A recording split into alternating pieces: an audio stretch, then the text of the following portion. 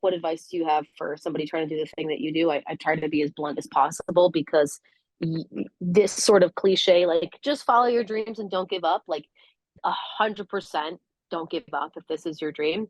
But a lot goes into that, a lot of time, a lot of like honing your craft and your talent, but also a great deal of luck.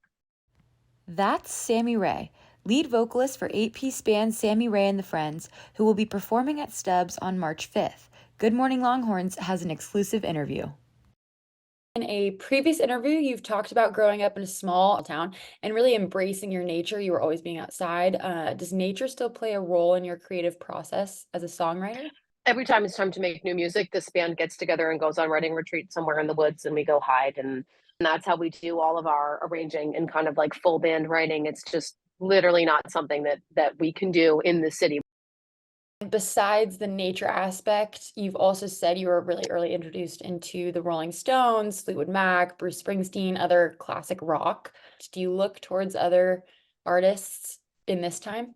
We are not really doing anything that we see anybody else doing. I don't really hear a lot of mainstream like this is a seven-person band, that's like fronted by this like powerhouse like queer femme, but there's these incredible, six players behind them, including like saxophones and all this stuff. I think we're kind of like blazing a trail a little bit, and it's not something that I see very often in like modern day pop music. What was your inspiration behind your most recent album, If It All Goes South Live, especially making it a live album? And how do you think that reflects your growth as an artist?